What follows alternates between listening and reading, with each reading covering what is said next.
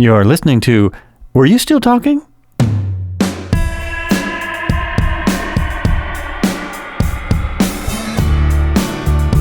Here we go. Hey, thanks for coming back. You are listening to Were You Still Talking? This is Joel Albrecht, and on the Zoom studio today we have Tim Thomas. We had this long introduction I was maybe going to read, and we decided to shorten it to a man who loves giving people power through peace. Let's just find out about him. Let's just see what happens here. Tim, welcome to the podcast. So great to have you here. Joel, it's great to be coming into the studio all the way from down under. And where down under? So, East Coast, Queensland. Oh, okay. Where I am is near the popular Gold Coast, where there's all the sort of touristy fun parks and beaches, and a lot of beaches, surf. Although where Brisbane is, you kind of have to go about an hour or two to get to the coast. Oh yeah, okay. Yeah, I've looked at it extensively on maps. I've always wanted to go to Australia. And it's interesting. We were just talking before we started talking, however you put that, about giving ourselves a break and going off grid and downloading new things. And it sounds like you just got back from doing that. Is that true? Yeah, no. So every year, once or twice a year, I go to a place that used to absolutely terrify me. I grew up on the west coast of South Australia. My father worked with the Indigenous population there. And this is back in the 70s and 80s. Mm-hmm. And in the water there, it's the home of the great white shark. So I used to wake up screaming from nightmares, terrified of sharks, right?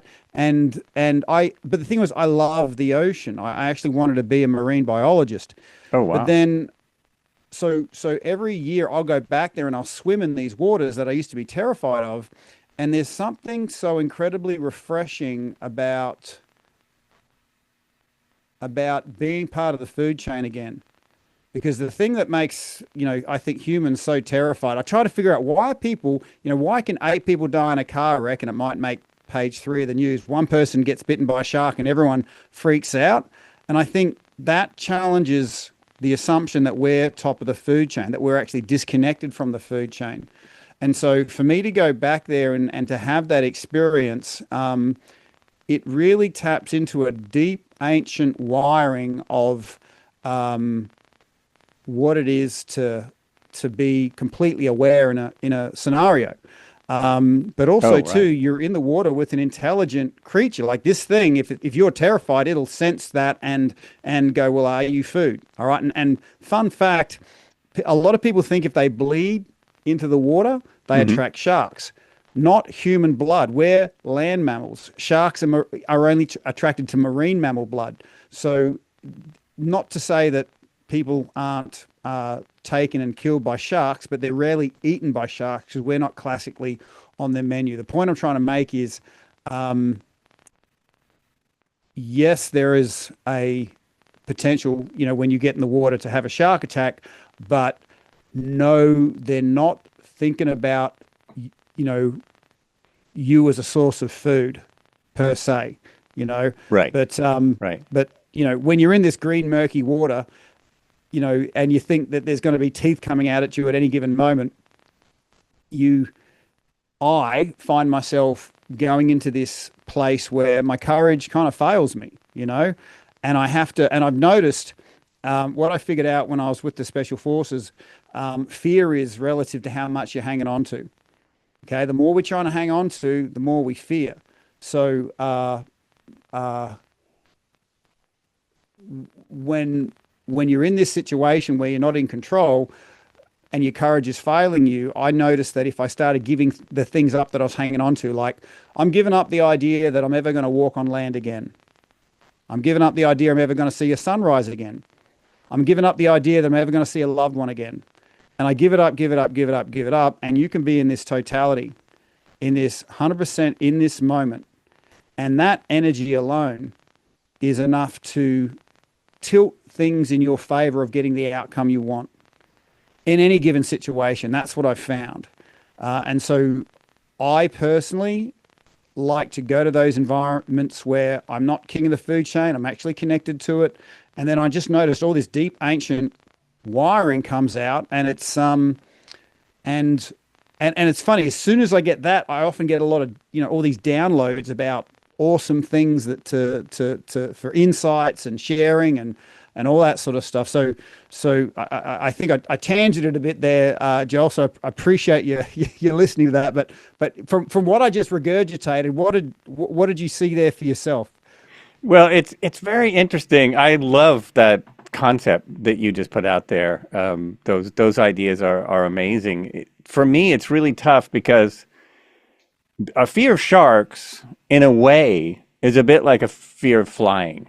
The chance of you getting in a plane accident is really, really low, almost everywhere in the world. And the chance of you getting, well, it's not eaten by a shark, you get bit by a shark. The people that get eaten by a shark were in Jaws, and that was just a movie, And I still think, I don't know if it's true in Australia, but in a lot of the world, our fear of great white sharks is from Jaws. Like, we didn't know that much about them. And then Jaws came out and put out all these myths about them as if they're going to chase a boat, which they have no capability of doing. And it's interesting. But so really you were talking about facing fears and Yeah. becoming part of nature as well, becoming, realizing that you're a part of the food chain, which as humans we do forget. And we've been on the top of the food chain for a while. I used to watch a live safari show for a good long time, and they basically just filmed a live safari. So you went out for 2.5 hours on a Jeep behind the safari guide, and there was no one in the Jeep but the camera. But he would treat it as if you were one of the people on a tour. And there was a couple interesting things about it. Because humans have been in Africa so long, every freaking animal is afraid of you because they're in an open Jeep, no doors, no real escape because it doesn't go very fast. But they're not that worried about these huge animals because elephants. If they get too close, they tap loudly and yell, and the elephant's like, "What the heck is that?" and backs off. The elephant. You have no chance against the elephant, but they still have respect for you. I don't. I think I've gotten off my train of thought, but for me, I would love to see sharks in the water, but most of the sharks I would see in the places I go are smaller sharks because I don't swim. The ocean where I am is about 54 to 64 degrees. So swimming around means a full wetsuit, and it's only recently when there's been a lot more people on the west coast of the U.S. I'm in the upper west coast in the Pacific Northwest. It's only recently when more people have been surfing and swimming in the ocean here that they've found that there's a lot of great whites. They actually like it here, but they didn't know that until the last like 20, 25 years. So Yeah. it's kind of Yeah. interesting.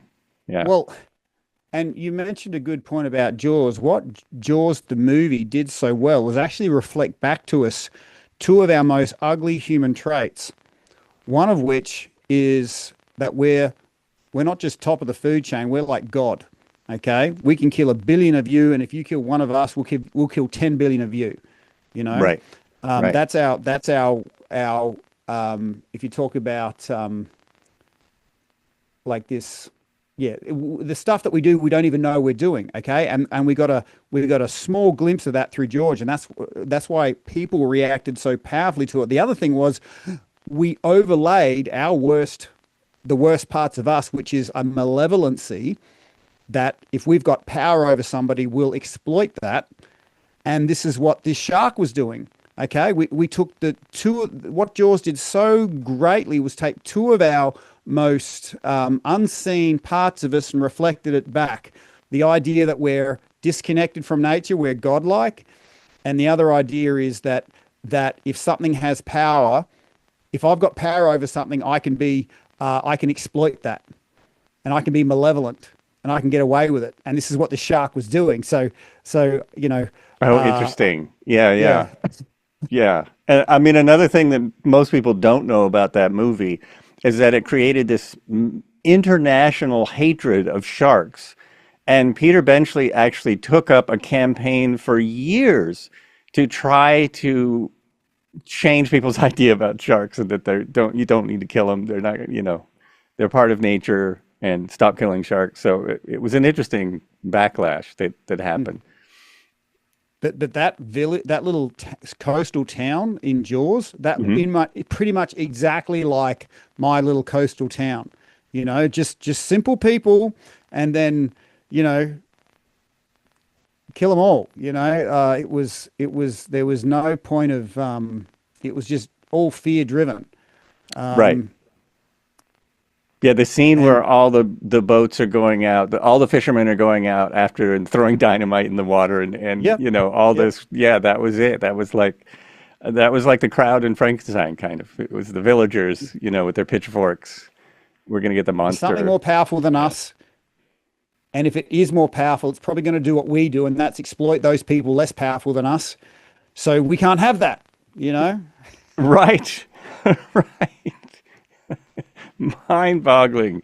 Yeah. Mind-boggling. But I just love the vision of you giving up everything while you're out there in the water. I try and do that. I don't do it every morning, but I try and do it many mornings. Just sitting and letting go of everything for a minute.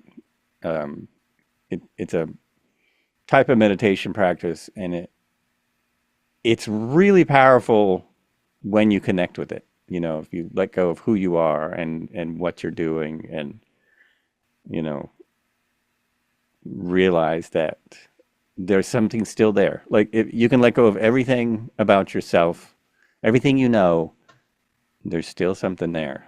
I've always liked that philosophy.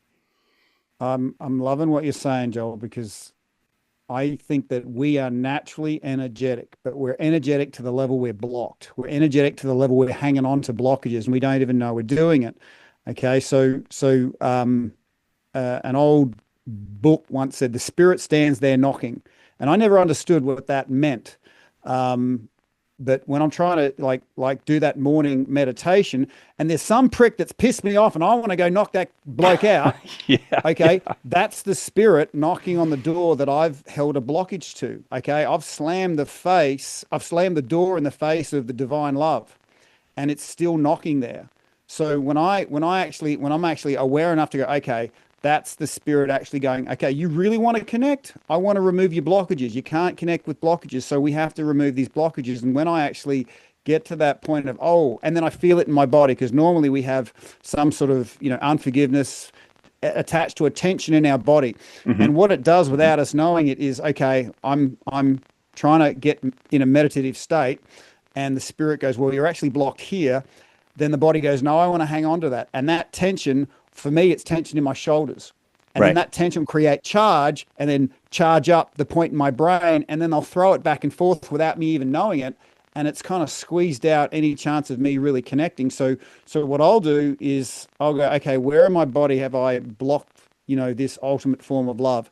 And then I'll breathe into that, and I'll ask for forgiveness. Look, I'm so sorry that you've had all this goodness my whole life waiting there, ready to give it to me, and I've just slammed the door in your face. I'm going to let it in. And that's when, if done right, and you've asked for, I'm so sorry. Forgive me for hanging on to that crap that was stopping this. And then thank you, I love you. And that thank you, I love you, thank you, I love you, done right. I just can't. There's just all this stuff starts coming out of my eyeballs, because I feel like there's a room in my house that is finally getting the light into it. And it's a hell of an experience, to be aware of how long you can actually hang on to something without knowing it, and then to truly let light into that space.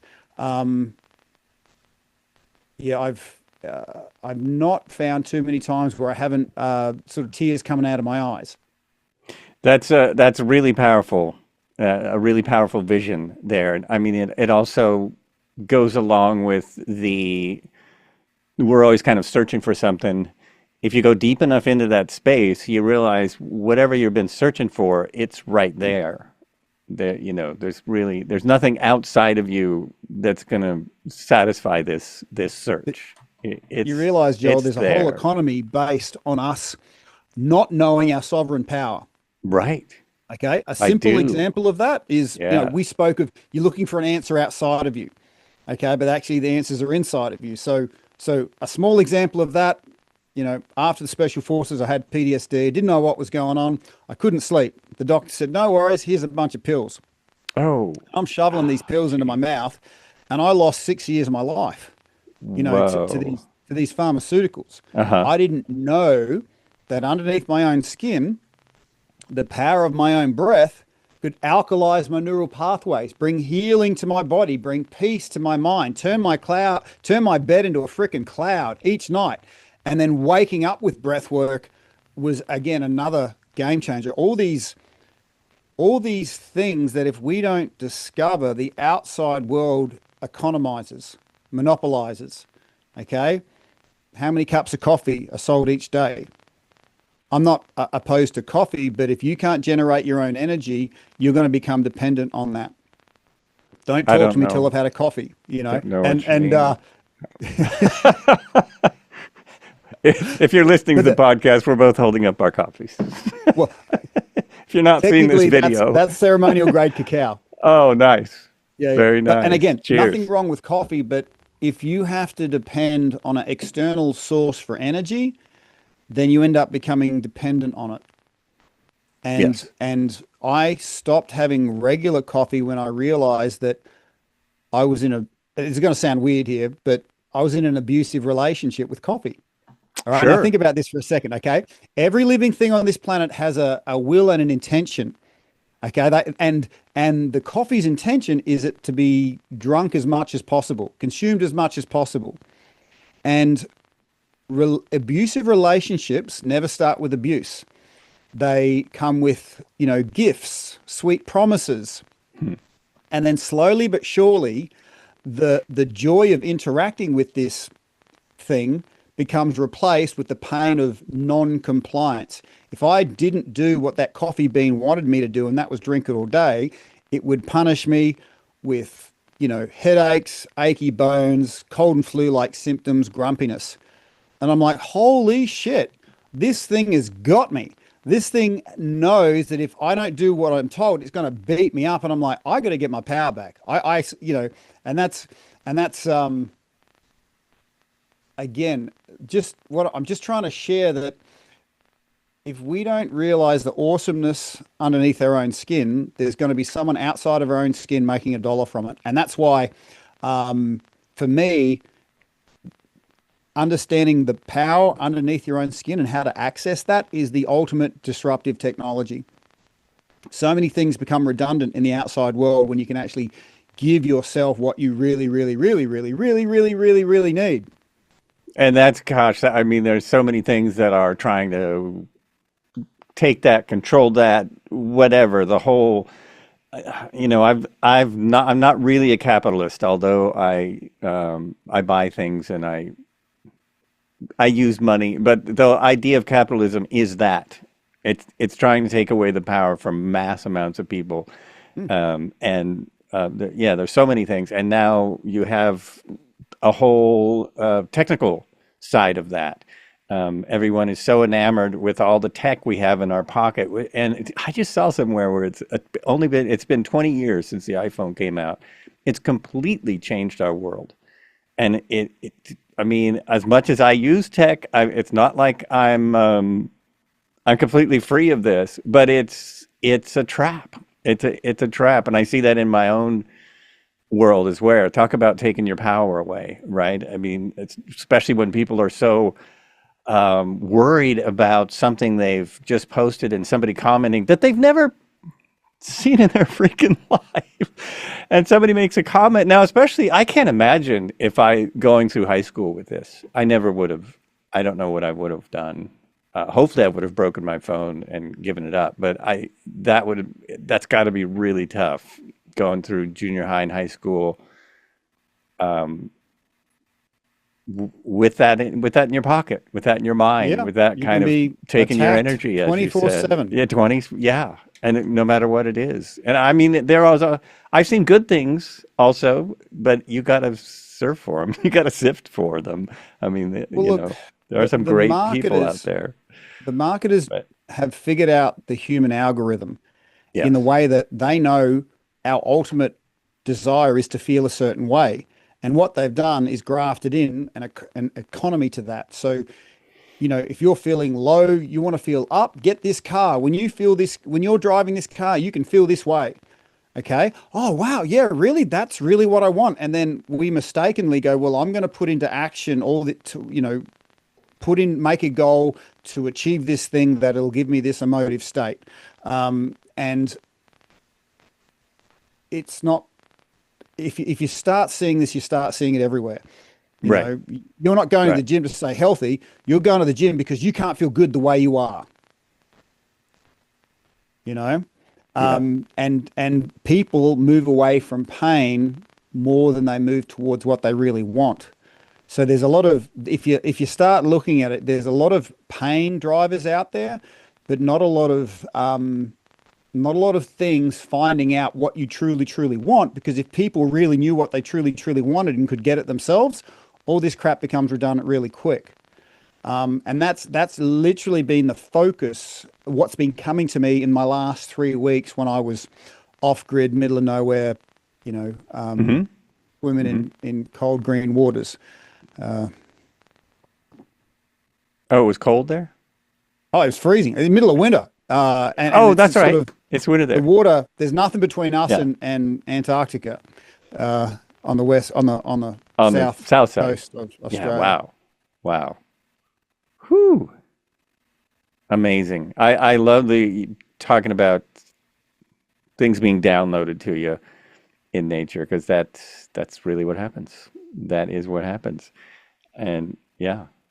And it and the way I see humans, it's like we've got these treasure chests of gold and sapphires under 1 centimeter of dirt. And when I started coming out of my own PTSD, I've spent over a decade working in the veteran recovery space, and all I did was two things.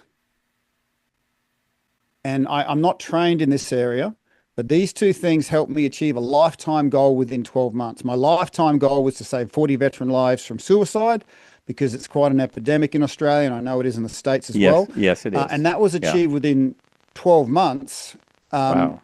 with no qualifications, but I saw these two things. I'm dyslexic, I see things in patterns.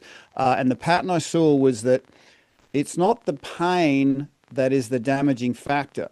Okay, the pain gets to a certain duration or intensity where it transforms without the person even knowing it. It transforms into loneliness, isolation. I'm the only person going through this. Now, that is a massive point of disconnection. And if you want to flip the script, when you're in nature, you're connected to that and you're around people you love, that is like the ultimate goodness of life. How connected we are is how powerful we are, how much energy we have, how many options we have.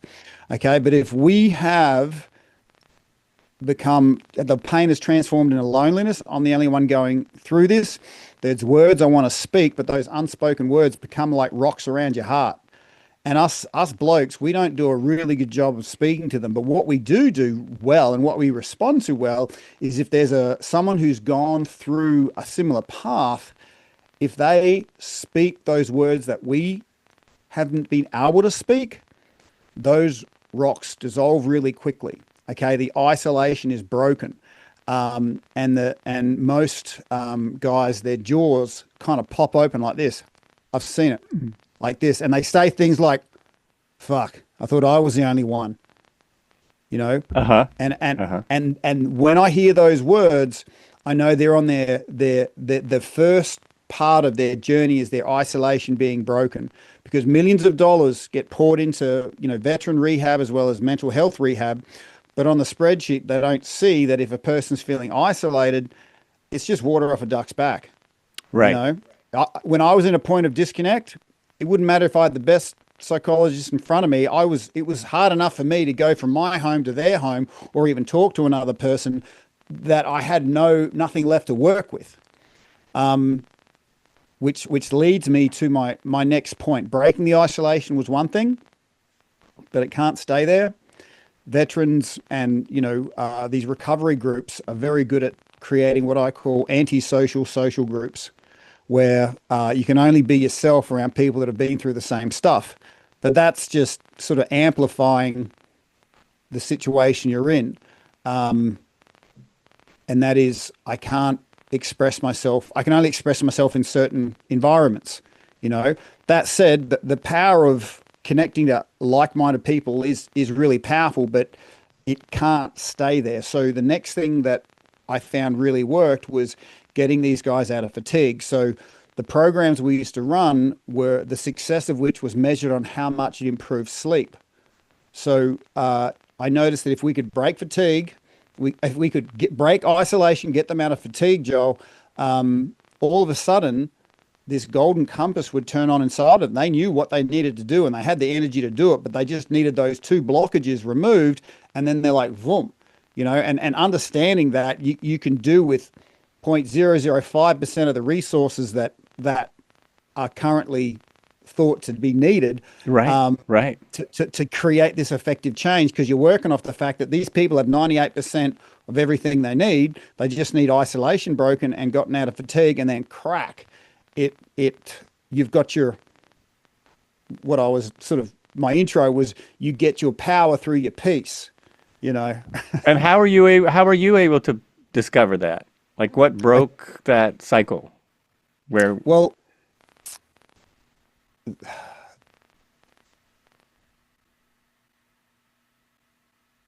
in 2011, April, I'd reached the bottom of the barrel. I didn't know I had PTSD, but everything was messing up in my world. Family was doing really poorly. And long story short, I'm about to kill a man. And the government wasn't paying me. I was just going to do this one because I felt like it needed to be done. In my state of rock bottom, I saw a psychologist because apparently that's the right thing to do, even though that made no sense to me. I don't trust this guy. Mm-hmm. And after I told him everything that I'd seen in service, all the crap I saw in Afghanistan, he's like, "Oh, you think it was a problem with your mum and dad?" Oh, geez. And the whole room froze, Joel, like everything. Oh, man. And I saw that he had a glass frame psychology degree behind him. And I'm like, how poetic. I'm going to take that. I'm going to shove it down his throat, because this guy says he's a healer, and he's not just not healing, he's doing harm to people. So in my state of disconnection, Mm-hmm. in this state of disconnection, I could justify a lot of crazy crap. So I Right. get out of my chair to do this. There's nothing this guy could have done to stop me. I've got a certain skill set. And then I feel this hand on my chest, and it's like, "Tim, you are the toughest guy you know. Okay. And you are struggling in this system which is not just incompetent, it's completely apathetic. They don't give a shit and they don't understand."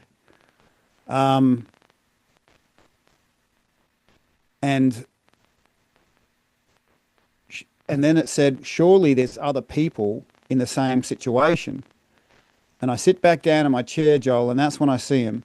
I see about 500,000 people to my left, 500,000 people to my right, looking in saying, "Tim, we're struggling just like you. Okay. And if you can make a way forward for you, you can find a way forward for us. Wow. And it doesn't matter if it Wow. takes you a month, a year, a decade. That's the amount of time you're going to be able to save us." And then in that moment, with my isolation broken, Joel, my higher thinking could kick in, because before that, the pain had me disconnected, thinking like a wild dog. Okay, so with that moment of my isolation broken, I realized I'm not one in a million. I'm a million in one. So if I can make a centimeter of, or an inch of progress, that's not an inch, that's a million inches.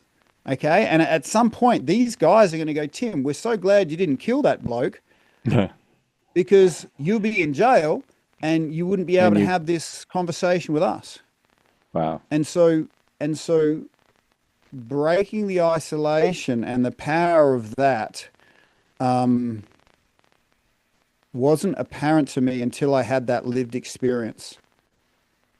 And what I went through isn't specialized to veterans. That's just the space I went through. You could be going through breast cancer. You could be having some sort of obstacle in front of you.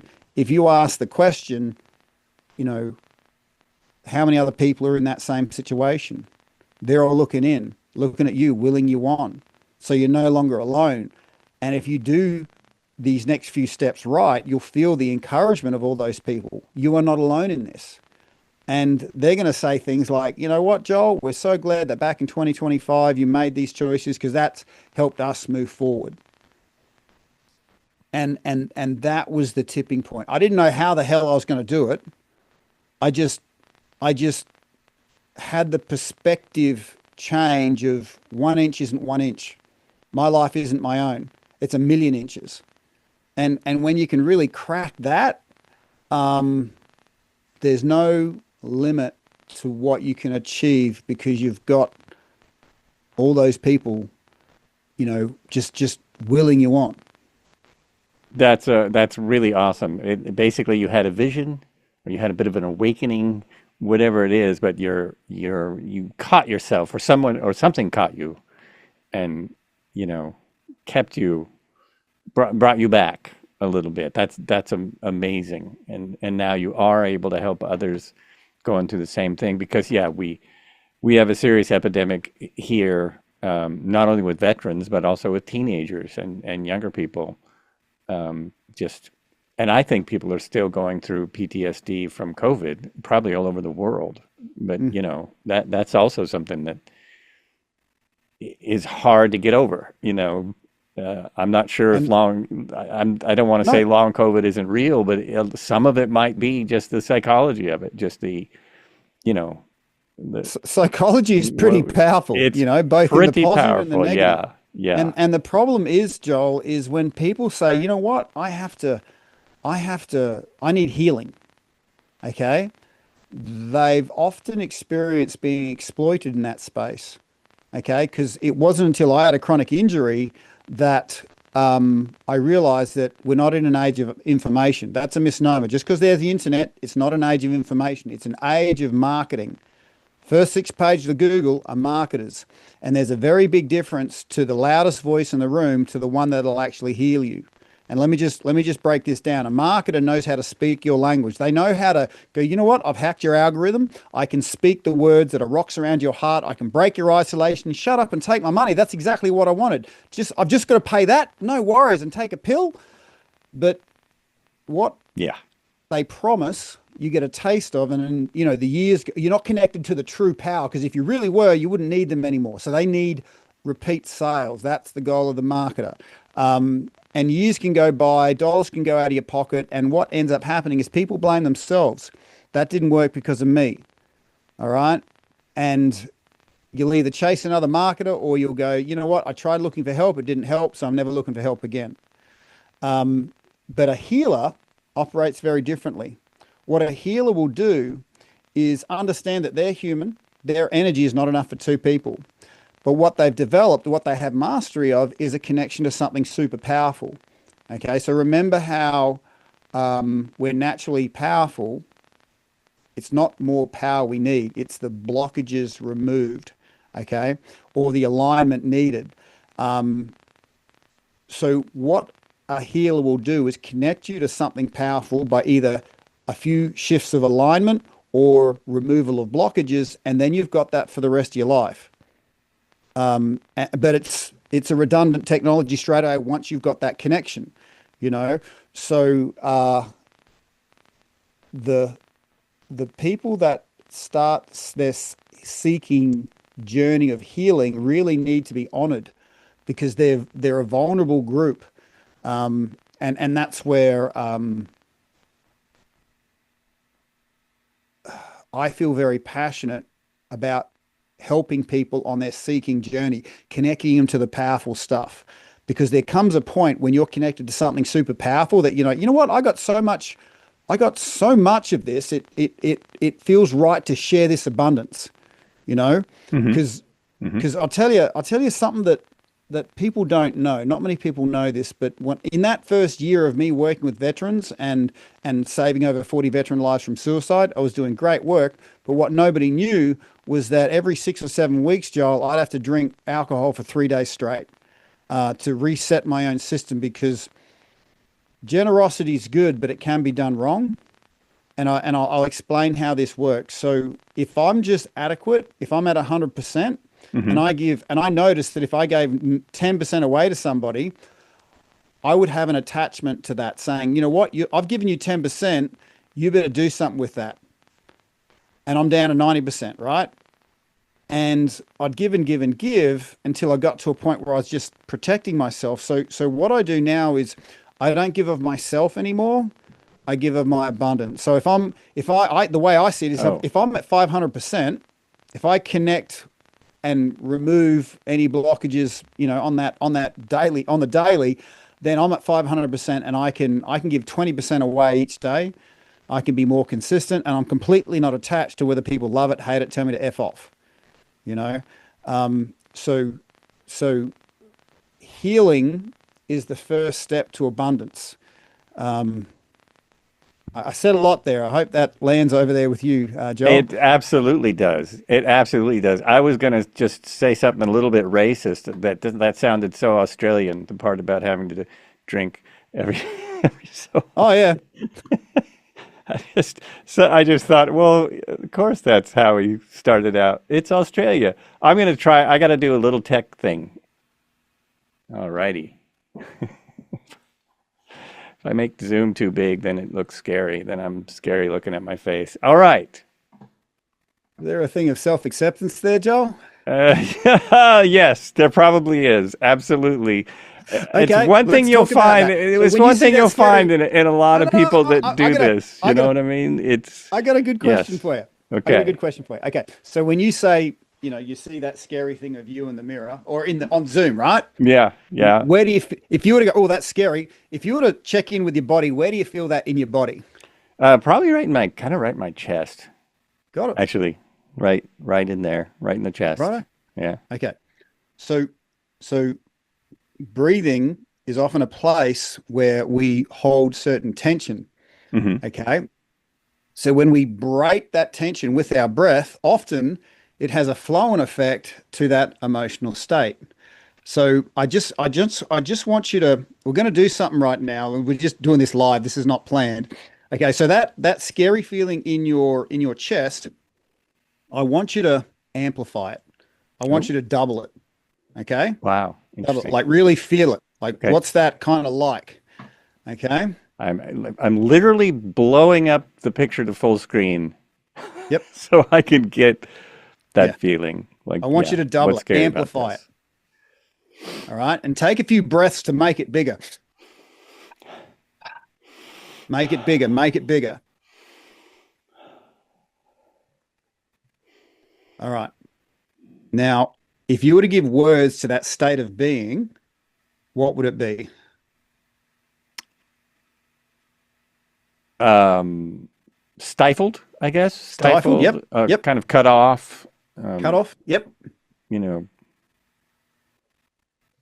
it's like you're holding your breath, even though I just Holding your took a breath. bunch of Like you big can't breaths. Like breathe. you can't breathe. Yeah, Like yeah, you're yeah, yeah, drowning and you're yeah. not under the water.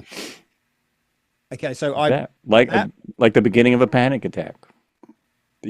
I've only had one or so in my life, but yeah, I know what oh, they're and, like. and I'm sure if we went deeper into all the things that didn't work, we could induce that. Okay, that's Hmm. that's how things work. But the reason I'm sort of driving that to the surface is for you to see that your body is a bit like a computer in the way that there's what you see on the screen, but then there's a bunch of background programs running.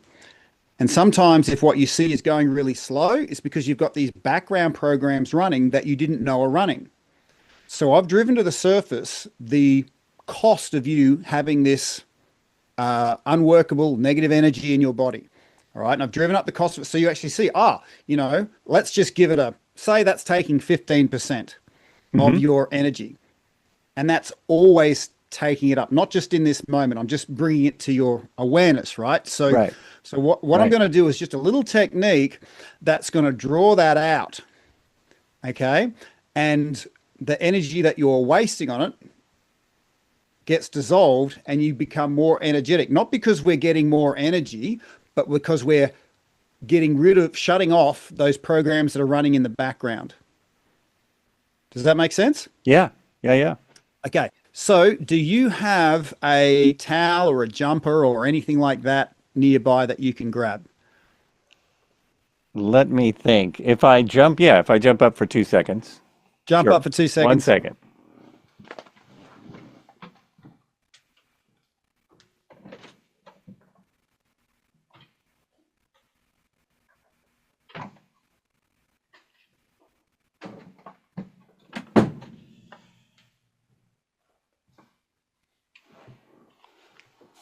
There we go. Towel. Towel's perfect. Okay. So, just have that folded up in a nice square. Okay. And if the viewers at home want to do this as well, this will work for you too, but you just need to be in a safe environment. Don't be driving, don't be sort of cutting up carrots. I'm going to show you something called a drawing breath where we draw out that stuck energy and we pull it out. Mm-hmm. Okay? Okay. Now, with that feeling you've got in your chest, I want you to stick your jaw forward with your mouth closed. So your jaw goes forward, mouth closed, and just try and puff air in and out of your nose. Cool. Okay. So you notice that space between your ear and your jaw? Mm-hmm. Okay. This is where you've got two really big insertion points for your vagus nerve. Okay, your vagus nerve is where your body holds stress, but it also controls your motor function. So often when people do this drawing exercise, they don't just feel better, they move better because there's less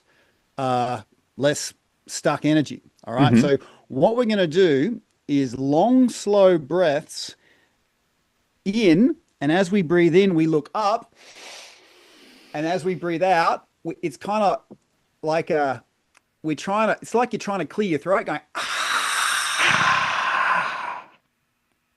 and you sort of look down. So ideally your spine, I'll just give you this demonstration, jaw forward, breathing through your nose, and really breathing quickly so it collapses your nostril, because that really allows you to collapse those noses and then has that drawing effect, like,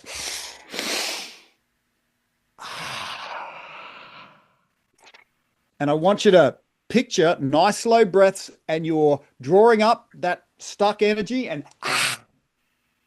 clearing it out.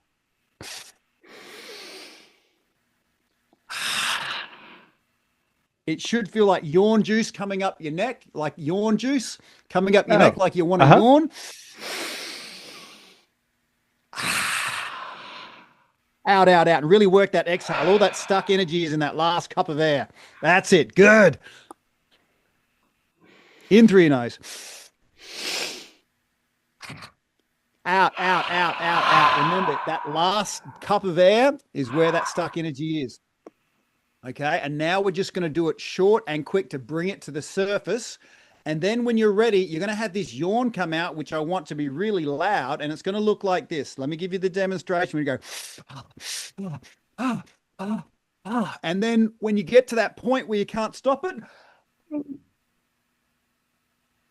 like the loudest yawn ever. If all you had to do to clear yourself of this shit that's in your system is you let out a purging loud yawn, would you do it? Cool, cool. Yeah, you sure? All right, Oh, so yeah. we're going to start slow. We're going to get fast, and then we're going to purge as best we can, jaw open. All right, you ready? Okay. Breathing in. Focusing on that area. Feel it drawing up the sides of your neck. Draw it up the sides of your neck, like yawn juice, jaw forward. There's smoke coming out now. Draw it up from deeper inside of you. Have that smoke coming out. Now we're going to speed it up.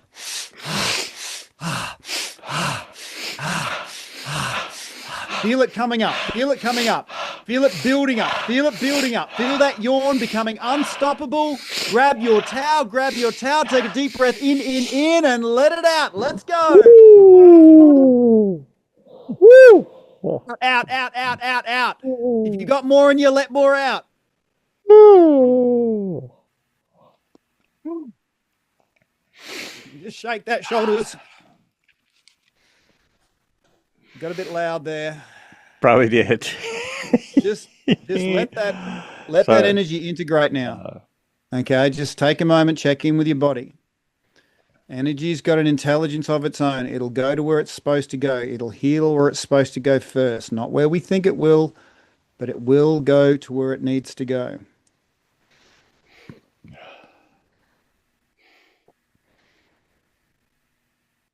And you might notice that you can breathe a bit fuller now. Like if you breathe in, and then out, out, out, out, out, there's a certain freedom of movement. Yeah, yeah, So definitely. just checking in, Joel. How you tracking? There's kind of tingling in a lot of different places. My feet are kind of tingling a bit. Whoops. Oh, wait a minute. Something happened. You're clear. You're clear. I can hear you loud and Oh, you clear. can hear me? Yep. Oh, there we go. Oh, weird. Okay. Well, it could be your energy just Just starting to blocking my circulate. ears. Well, I went deaf. Yeah, that's interesting. Wow. Great. Great. There's not been, I've done a lot of different breathing techniques. There's really not been one that I didn't like. That was very, very powerful. That was a very powerful technique. Yeah. and that was just 30 seconds of it, right? Right. Um, Right. so the process I use is the power through peace pyramid, Hmm. where we use breath to remove blockages, but also find out what you really, really want, who you really, really are. So there's a sequence I go through with this power through peace pyramid where we find out who we are as people, because breath, we take on the quality of air, and the quality of air is air can't has a nature to it. It can't be held, right? And when we breathe, we take on that powerful nature. So Hmm. our breath, the air doesn't allow us to hold on to any physical tension. It doesn't allow us to hold on to any mental tension. So that little drawing activity that we did to draw that stuck energy out, it's amazing how rapidly we get to who we're supposed to be. And then what I love helping people see is that there's what we really want, and the speed at which we move towards that is relative to how much energy we have. And it's not that we need more energy, but there's often a few blockages in the way of things that we don't even know is there. You just said that throwaway comment. I don't like looking at myself on the screen. Okay, and I encourage you now, when you look at yourself on the screen, use that drawing breath as a victory. Yeah, So this isn't an affirmation. This is a physical affirmation of, Hmm. who I am as a real person isn't meant to be hiding behind these restrictive imaginary lines. Um, and the breath, in my experience, is the absolute quickest way to free yourself from both the things that are stopping you and connect you to that which you truly, truly want. It works. It works. It's very powerful. I've always known the breath is powerful. It's an amazing thing. And How's that my chest feeling that you were feeling stuck great. in? It's feeling much more open. It's interesting. I still have a little like tingling in my feet and my head, which is wild. And how did you come to these things? Using breath this way. Well, it wasn't a mystical story, Joel. I was fatigued as hell, Uh-huh. laying in the dirt of Afghanistan. Um, and it's beyond tired, it's beyond pain. You lose your mates over there. And I'm like, what's the freaking point? I don't care. I feel like I'm going to die. Hmm. Um, and it's like I've only got like 2 cents worth of energy. And eventually, it's like this word came to me, well, if you've only got 2 cents, you better invest that 2 cents wisely. And I discovered then that energy is like money. How you invest it is how you get it back. And what I noticed is that every cent I invested breathing, and I didn't know what breathwork was, but in the army, they show you how to take a sight picture through a rifle by taking a deep breath in, letting it out slow, taking out the first trigger pressure, right? Hmm. So that's done with my dominant hand. So I focused on my non-dominant hand in the dirt of Afghanistan, and I just started breathing into my thumb. Okay. And eventually my Wow. thumb turned into white light. In my mind's eye, that was into white light. And then I breathed into my index finger, turn that into white light. My pointer, my index, my ring, my pinky, I pulled it through my hand, pulled it through my body. And I noticed that when I did that, you never got anything called sleep, but when I had to be vertical again, it's like that 2 cents turned into 12 cents. And so I just kept investing this small amount of energy capital back into my um, quality of rest. And then I noticed I came to this point where I could do more. Hmm. But then I was also very present too. I'm in a small team. And if they're having a bad day, I'm having a bad day.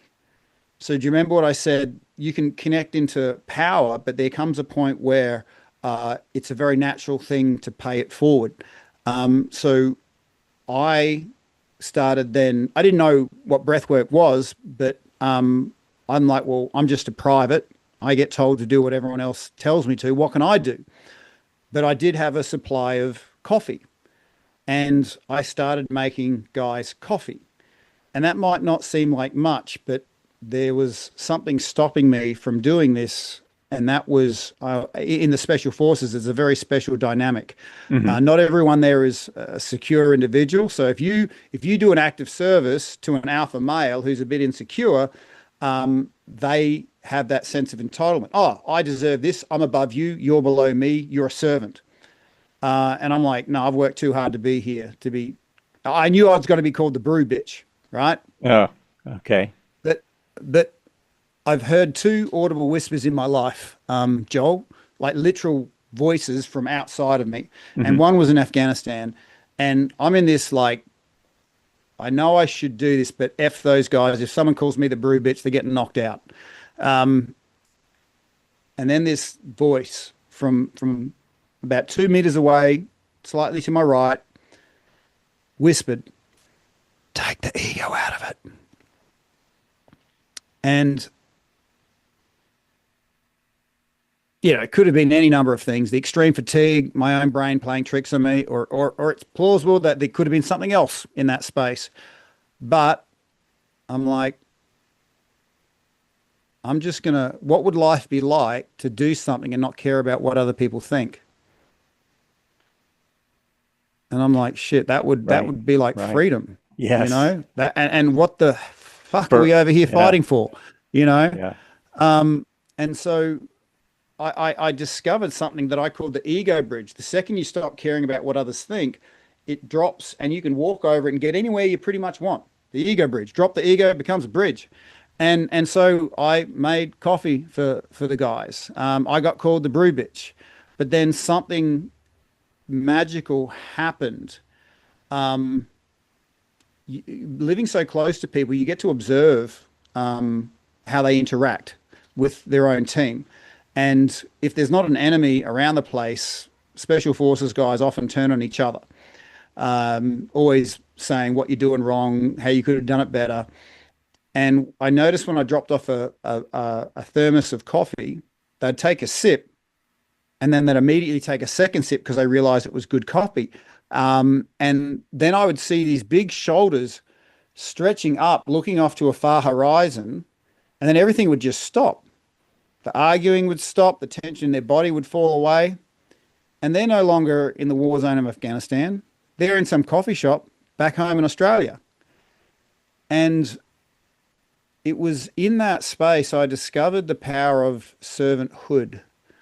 Not servitude, but servanthood. How to really serve somebody and give Hmm. them what they need to feel powerful.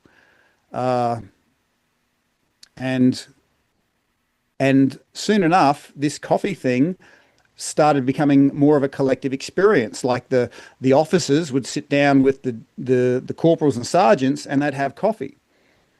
And the conversations that were had in that space, the resources that were allocated, I swear more got done in over a cup of coffee than months of arguing in orders meetings. And then I'm like, whoa, I think I understand what that whisper was. I was the lowest ranked person there, but essentially servanthood made me the most influential person there because Hmm. I Hmm. created a space of connectivity. Um, and it didn't stop the fact that, you know, there was still an enemy out there that was gunning for us. There were still hard times ahead, but I had this confidence that we were going to face it as a group of, fiercely connected fighting men. That's it's interesting because you started this story saying you didn't have any big spiritual moment, but it kind of sounds like you did. For me, that sounds like a spiritual moment to me. That's what I would consider a spiritual moment. No matter where the voice comes from, if it comes from you, it comes from another part of you, another a you in another dimension, whatever it is. That yeah, that's a Oh, bit of look, bit Joe, of a spiritual if moment. can I speak to that? Absolutely, yeah, So, when you're in nature, you get these downloads. Something that downloaded to me was, holy shit, this bag of meat here, this isn't me. This is the radio. Okay. yeah, I'm the yeah. signal. I'm the signal going through it. Okay. So this radio can die, but the signal goes on. But in this radio, there's things that I can do to tune me into that signal. There's things that I can do to tune me out of that signal. And then I started seeing, yeah, there's a big part of our economy based on tuning us out of our signal. It's interesting. I was thinking the same thing when you started to say that. It's like we were talking about before. There's that's a big part of our economy and our world is tuning you out of that signal because if you're tuned into it, you don't need much or anything. Mm. You don't need anything. And I mean, I completely agree that um, we're vessels, that are carrying on in this world for some reason. I don't know the reason for sure, but there's a reason. Well, to have an experience, it's pretty simple. Oh, We're in the having an spiritual realm, we experience, can't right? have chocolate. We Yeah. can't dance. We can't fight. We can't have sex. No You coffee. know, like we can't have coffee. You know, Right. this Right. is this is what we're here to do. We're supposed to We're love here the to shit do. out of this life. You Yeah. know, make the most out of this meat bag. Figure out the things that really light you up. It's like you've been poured into a particular radio. You're going to find out that signal. So for me, when I'm working with people, the first concept I make them aware of is that your energy is like money. How you invest, it's how you get it back. And if you want to find out who you are, don't think it's mystical. Think of it like a spreadsheet, like a shares portfolio, where if Hmm. you've got a couple of shares where you're putting money into and it's giving you a massive return, yeah, let's keep pouring into that. But if you've got shares that are taking, like there's no point in that. So finding out who you are is observing yourself and observing the things that you pour energy into that give you a massive return. A lot of people get lost in the idea of going, oh, geez, it's costing me $100, but they don't see the $1 million they get back.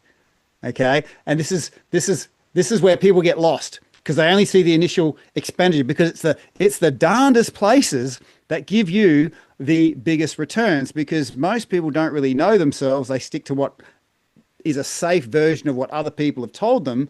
And we are, communal uh, bodies. We like that sense of connection, but unfortunately, we've often sacrificed who we are to fit in with what everyone does. So if you are going to start on this journey, you have to understand that going against the flow means going against the flock.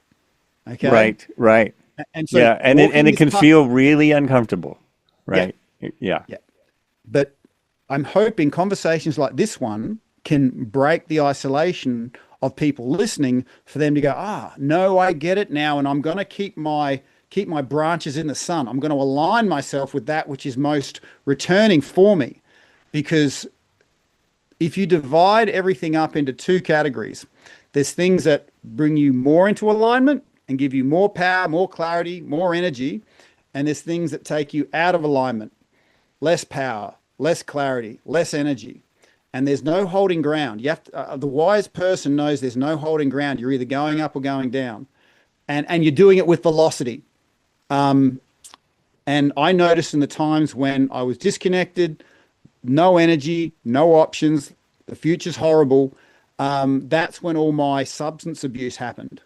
You know, Oh, yeah. extra Yeah. pills, extra Sure. alcohol. Sure. Okay.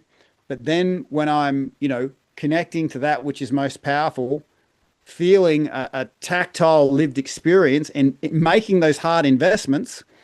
And yes, accessing your physical body takes an amount of investment, you know? Right. Uh, Right. it might take you, you might wake up with $250 and it's a $200 investment to go and do some physical engagement, whatever that looks like for you, right? Hmm.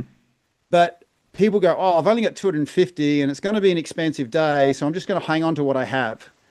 Okay. Not knowing that your physicality is there to invest into, give you and live. My goal for all of my clients is to live like energetic millionaires because life occurs very differently when you're a millionaire as far as energy goes, because we all get taken from. That's just a fact of life. And what happens is most people get taken from bad experience, bad event, financial, emotional, whatever that is, Hmm. and then they go, "Well, I don't want that happen again. That was painful. It makes sense to do everything I can to not let that happen again." And so I've been that guy that has only had $10. Someone took five, and I'm like, "That's wrong. You should not have done that." And I spend years chasing $5 from a person that never had it in the first place. The only reason why they took it from me is because they're a zero. I've spent years chasing $5, completely forgetting the fact that I could be an energetic millionaire the next day. I can make another $1 million the next day. And so this sort of thinking is very disruptive to our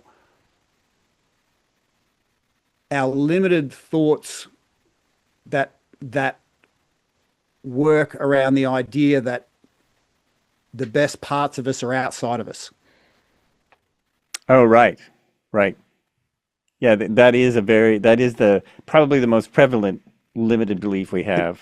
Can we just press pause for 1 second? I've just got Sure. someone knocking on my door. Okay. The most powerful habit to make your skin sovereign is having that space of when you go to sleep into your unconscious protected and protecting yourself as you come out of your unconscious, as you wake up. And the best way, easiest way, most organic, most accessible, free way to do that is breath work. 5 to 10 minutes of breath work going to sleep and 5 to 10 minutes of breath work waking up. Now, a lot of people think, oh, it's a good idea. How do I access that? So what I've created is an online resource, breathwork in bed. Go to your app store, it's available. And it's going to ask you two really simple questions. When do you want to sleep? When do you want to wake up? And once you get those two things sorted out, you just get that notification. It's a simple tap, tap. Because people, when they're tired, when bedtime calls, they just kind of just shut up and take care of it for me. But if you can have that little breath work in bed breathing session, you're going to be able to sleep deeper, sleep with more restoration, have your body nourish itself and clear itself out. Remove the blockages so much more effective as you go into your unconscious in an oxygenated state. And then waking up when the first thing you do, connect to your breath, as opposed to those thoughts of, I got to do, got to do, got to do, got to do. If you can connect to your breath, remove those blockages, you've got so much more energy, so much more options. And it really doesn't take much, 5 to 10 minutes either side. And the Breathwork in Bed app just makes that super, super easy. I'm wanting to gift everybody who listened to this 28 days free. I'll put a link in the show notes for Joel. And I really hope that, I can't do what you do, but if I can improve the quality of your sleep, you're going to be able to bring your gifts into the world even better. That is really awesome. Thank you so much. Go Okay, ahead. so we're just talking about the sleep epidemic, and a lot of people get stuck on, well, I've got to sleep better. Well, it's a result of something that most people aren't aware of. So in Afghanistan, we used to target our enemy's center of gravity. Once you could understand what their center of gravity was, you could off-center them, essentially put them in a state of fatigue where they weren't thinking, and you could do whatever they wanted. They're more worried about what you're doing, and they're not planning anything. So what I'm when I came back to the modern Western world, I discovered that us humans, we have a center of gravity. And the best that I could see it was our sense of self-worth. If my sense of self-worth is attacked, then, oh my gosh, am I an ugly person? Therefore, I'll pay whatever I need to get that beauty lotion on my face. Okay, so tying in with the reason why people aren't sleeping is that if we have our sense of self-worth, our center of gravity attached to something outside of us, then that's very hard to find quality rest. Because the second I'm resting, I'm doing nothing. I'm not doing that thing that's outside of me, therefore I'm worthless. When I'm doing nothing, I'm worth nothing. I'm not doing anything. So having a sleep epidemic is on the back of our sense of self-worth being attached to things outside of us. And we can kid ourselves during conscious hours, right? But when we go into our unconscious hours, there's that part of us that goes, you're not kidding anybody. Do you even like yourself? Are you aligned with what you are doing? And it's these questions that no matter how many pills you throw into the scenario, you're never going to get to until you actually disrupt this cycle with getting the sovereignty of your own skin back, seeing the awesome power that can be invested into and generated with. And it's not as simple as, opening a pill bottle and throwing down a pill, but it moves you towards that which you're truly supposed to be doing in this world. The idea that we're radios, although the body's a radio and who we are as a signal, discovering your own power is very much in line with dialing into that signal that is you, and you will know it. There's a saying, the truth will set you free. There's a certain freedom in discovering this stuff. We were discussing this and we'd turn the recording off. I just felt like, Joel, can you record this so we can share this? Because I think people out there might need to hear this as well. Yeah. Now I have two bonuses. We have two bonus footages for this podcast, which is fantastic. And what you're talking about has far less side effects than just taking a pill. No side effects. Well, what people discover, Joel, is that this isn't a set of lungs that we own. It's a medicine cabinet with a lot of different shelves. You breathe a certain way to elicit a certain response. So when I'm working with high school students, I show them how to breathe through the cortisol of their stress from exams and focus their brain. If I'm working with corporates, I can show them how to do an afternoon breathwork technique that'll wake them up better than a coffee. When I'm working with mums who aren't, getting a lot of sleep, I'll show them how to, whatever sleep they get, to have it 10 times improved. These are the things that that once you get access to, it's shocking because it's been there the whole time. We all own bodies, but it's amazing how little we know about that. So that's why I've made, the Breathwork in Bed app so people can have ease of access, easy and effortlessly to their own breath. And done regularly, it has a certain accumulation effect. Quality sleep, more energy, more options over time, brings you into a world that you get to discover all those dormant seeds of greatness that are in everybody, but they're just waiting for the right environment of energy for it to grow. And this is what breath and quality sleep will give you. It's a gateway for you to germinate all those seeds of greatness that only you can see, no one else can see. Awesome. And so true. I believe that 100%. Thank you so much for that second bonus. It's good medicine. It is good medicine. So now somehow I will work this in, and the ending that you hear we did like 20 minutes ago, but now I'm going to stick it over here. We'll see everybody soon. Take care. All right. Sorry, did I miss something? Just me talking to myself. I keep hearing things cut out. I think it's actually the Zoom call. But that's a lot of downloading. I think we should start to think about wrapping this up. because there's a lot of information here. You've put out Yeah. an amazing amount of really good energy just now, and really appreciate it. So, real quick, I'm just going to say, this has been, were you still talking? This is Joel Albrecht, and in the studio today, I've had Tim Thomas, and just an amazing conversation. I really appreciate you being here. We've been talking about, well, a lot of things. He does breathwork and healing. Check out his website in all of the show notes. If you want to hear more, listen to it again. You go to, if you want to see those exercises, if you're listening to this on a podcast and you want to see what we were doing, it's on YouTube as well.